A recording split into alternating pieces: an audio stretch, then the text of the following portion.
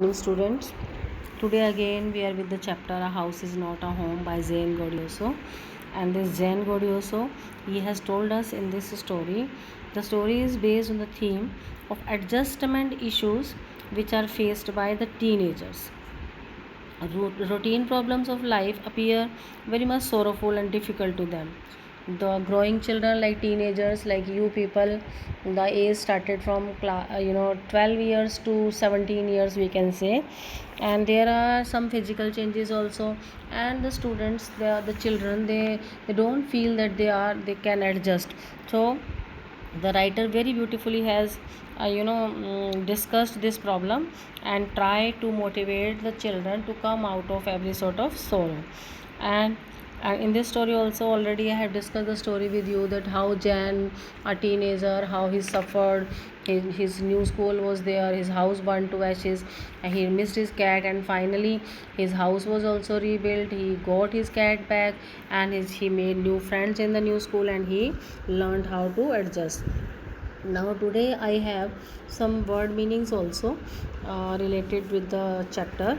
When you will read silently, the story will be clear to you, and you will you can learn these difficult word meanings. You can understand these word meanings, will be helpful to you in getting the chapter. Here awkward means strange, and freshman means a student in the first year of the high school, the freshers.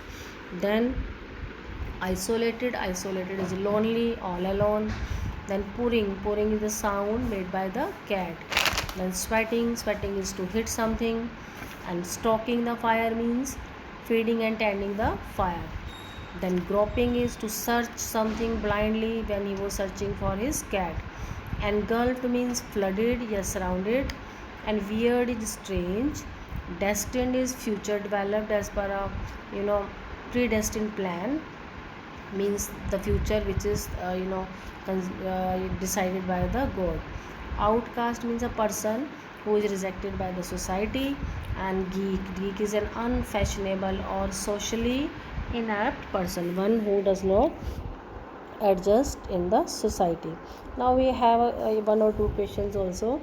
What does the author notice one Sunday afternoon, and what is his mother's reaction? What does she do? While he was doing his homework, Jan saw smoke coming in through the ceiling.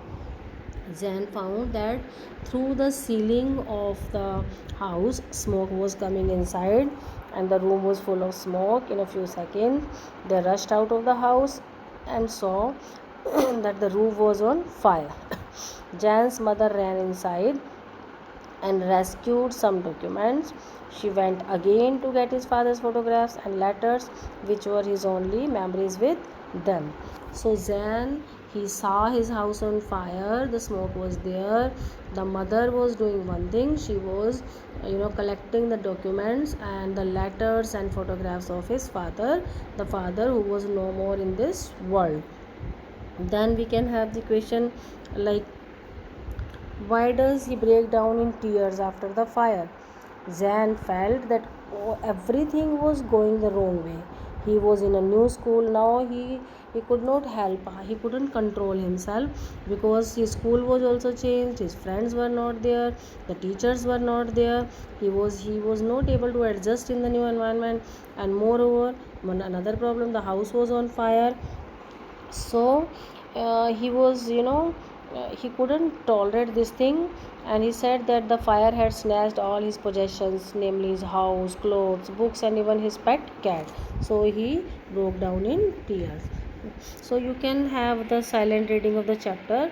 If there will be any problem, we should discuss in live class also.